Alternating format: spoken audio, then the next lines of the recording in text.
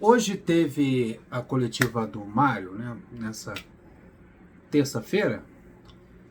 Lembrando que nessa quarta-feira vai ter vai sair um time diferente aí para o jogo de quinta-feira contra o Cruzeiro. Alguma coisa precisa ser feita, alguma coisa deve ser mudado. Eu acho que o Fuentes vai jogar, vai começar como titular. Eu acho que o Mano falou, o Mano não, né? Quem participou do protesto da torcida organizada, protesto pacífico lá no CT, disse que ouviram do Mano a promessa de que iria mesclar jogadores experientes com jogadores mais jovens. Alguém da base pode surgir aí no time, vamos ver o que ele vai fazer. Então, a situação do Ignacio, o Ignacio voltou a treinar, já são 3 treinos seguidos com o grupo. Provavelmente não vai voltar contra o Cruzeiro, tá muito em cima, mas acho que na próxima, acho que contra o Flamengo, pelo menos ele volta. Então tem essa boa notícia aí do zagueiro Ignacio, que era para ser titular ao lado do Thiago Silva. Na coletiva o Mário falou até do Thiago, falou que ele chorou, ele no jogo contra o Atlético Mineiro, ele jogou no sacrifício, tomou injeção no calcanhar para poder entrar em campo, se emocionou, foi bem difícil. Nos momentos ali iniciais do jogo que ficou decidido que ele iria participar, mesmo com dores, então por isso que ele foi preservado no jogo contra o Atlético Goianiense, ele ficou de fora, porque não está 100%. Vamos ver se ele vai estar em campo contra o Cruzeiro, né, também. Então é isso, vamos lá. Teve reunião lá no centro de treinamento, uma reunião pacífica entre os chefes de torcida organizada, Bravo, Young Flu, Força Flu e alguns dirigentes do Fluminense. Então quem estava presente? O Leandro Carvalho, que é o Campinho, chamado como Campinho, Paulo Angione, o Matheus Montenegro, que é o vice do Mário, que deve ser o cabeça de chapa nas próximas eleições, que o Mário não pode se candidatar novamente, né? Então ele deve ceder para o vice dele, o Matheus Montenegro deve ser candidato a presidente do Fluminense. Mano Menezes estava presente e o Marcão representaram o Fluminense na reunião com lideranças das organizadas no CT. Teve aquele solitário protesto após a chegada dos jogadores lá de Goiânia, só tinha um torcedor lá fazendo um protesto, o Fluminense estava até cansada, é tanto problema que a torcida do Fluminense não teve nem força para ir. A atuação foi tão ruim, o pessoal ficou abalado, não pôde nem ir no aeroporto. Então, lideranças de torcidas organizadas foram recebidas nesta terça-feira pela diretoria do Fluminense no CT Carlos Castilho. A reunião teve a participação do vice-presidente, como eu falei, o Matheus Montenegro, como prometido no aeroporto. A princípio, o tom foi pacífico, conversaram ali tranquilamente, torcedores exigiram a atitude do elenco tricolor nesse momento difícil. Tiveram uma conversa com o Mano Menezes, os torcedores organizados e diretoria do Fluminense. Os jogadores não estiveram presentes na reunião, pois todos chegaram a um acordo que o momento atual vai pedir união entre a torcida e os jogadores. Seria interessante, já que os jogadores não participaram dessa reunião, eu acho que os jogadores precisavam ouvir algo da torcida, não de terceiros, do Montenegro ou do Angione, passar o recado do torcedor. Já que isso não é possível, espero que, já que isso não foi possível nessa reunião, que seja possível no próximo jogo contra o Cruzeiro, os gritos da arquibancada exigindo raça e vontade desses jogadores. Espero que dê tudo certo. Pelo menos, já que os jogadores não quiseram dar as caras, da arquibancada não tem como correr, irmão. Se tá dentro de campo, a pressão tem que vir da arquibancada. E união também, né? Se as coisas não derem certo, se as coisas não evoluírem, vai ter pressão da arquibancada. É normal isso acontecer. Você paga ingressos, você tem o direito de se expressar satisfeito ou insatisfeito com o espetáculo que você está vendo, sem mandar banana pro torcedor na arquibancada. Então os jogadores não tiveram, que eu lamento, poderia ter o Ganso ali, poderia ter o Felipe Melo, poderia ter o Marcelo, até o próprio Thiago Silva, os cabeças lá do grupo, deveriam dar as caras nesse momento. Mano Menezes prometeu mudança de postura dos jogadores a partir de quinta-feira. Já era para ter mudado a postura há muito tempo.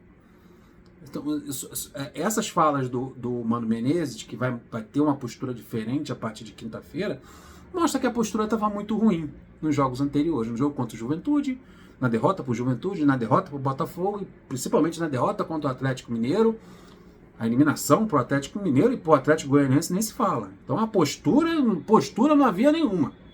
Agora ele prometeu que quinta-feira vai ser diferente. Vamos aguardar. Espero que a torcida vá. Realmente o momento é de união. Agora, se ficar falando para a torcida não ir ou criticar esse negócio todo, acho que até piora a situação. Acho que o torcedor precisa ir para a arquibancada e da arquibancada mandar o seu recado. É ali que a gente vai ser ouvido, já que os jogadores não deram as caras no protesto pacífico no CT Carlos Castilho. O Mano Menezes negou ter dito as palavras "vamos abraçados" para a segunda divisão, em resposta à provocação dos torcedores do Atlético Goianiense. Ele disse que não falou isso, mas o repórter de campo da Globo, no ao vivo, falou que ele disse. Então é entre ele e o repórter da Globo. Além disso, o treinador disse que não há ninguém de sacanagem, nem ele, nem os jogadores, e que pretende mesclar jovens com jogadores mais experientes. Na coletiva, o Mário Bittencourt, aquela coletiva longa, de 2 horas, sonolenta. Cara, você entrevistar um advogado já é chato. Um advogado dirigente, cascudo, como o Mário, né? Se ele ficar falando muito, a pergunta é pequena. Aí ele transforma essa pergunta pequena, essa pergunta única, no máximo 2, num monólogo. Aí você até esquece que você perguntou. Aí ele fala tanto que você fica sonolento, assim, é horrível. Né? E as perguntas também muito fraquinhas, com todo respeito aos repórteres, poderiam, né, dar umas cutucadas maneira. E como você vai entrevistar um advogado, um cara inteligente como o Mário, a pergunta tem que ser uma senhora pergunta, senão ele vai te engabelar, irmão. E não respondeu nada. Se você pegar as últimas coletivas do Mário e dizer que foi feita hoje, nessa terça-feira, todo mundo vai acreditar, porque é o mesmo discurso, as mesmas palavras, as mesmas justificativas. Porque o moleque sai, é porque perdeu espaço no sub-17, no sub-20, não tinha espaço para ele, aí está emprestado, com opção de compra, no caso do Wagner. O Arthur perdeu espaço, daí não tinha como colocar nos profissionais, tem o sub-23, essas são as mesmas coisas faladas nas outras. A SAF também é o mesmo caminho. Não, na SAF tem uma coisa diferente. Ele mudou, eu vou passar para vocês o que ele falou sobre a SAF. Aí o Mário pediu, falando que é um momento que a gente precisa de união do clube, união da torcida, união das pessoas que amam o clube, para que a gente possa sair dessa situação incômoda que a gente está e perdura ao longo de 2024. Então pediu a união de todos para o Fluminense sair dessa situação. Ele também falou do Marcelo, e foi perguntado sobre o Marcelo e sobre o Felipe Melo, que estão com o contrato terminando em dezembro. Se há um papo de renovação, se eles vão renovar, se vão estender o contrato ou não, se o contrato ou não, ou se eles vão pendurar a chuteira, uma coisa assim.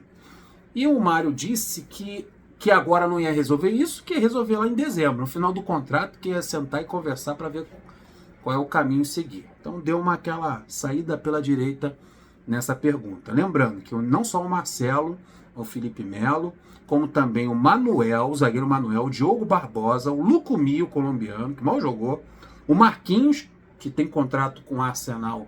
Caso o Fluminense queira ficar com ele, vai pagar uma grana violenta, o Fluminense não tem esse dinheiro, praticamente certo.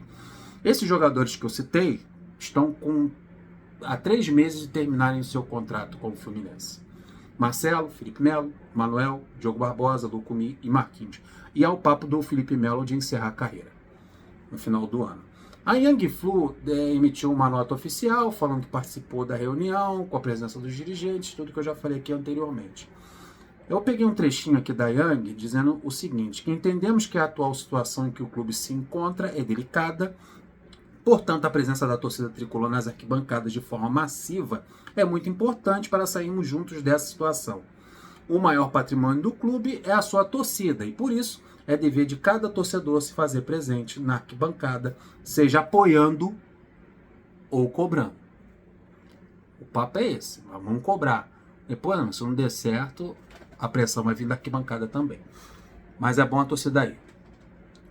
Em 2 oportunidades, o Mário confirmou que chegaria um investidor esse ano. Ele prometeu em outubro a gente vai dar uma andada maneira. Ele prometeu isso 2 vezes. Agora, diferente do que ele vinha falando, ele não confirmou o investidor para esse ano de 2024. Tá vendo?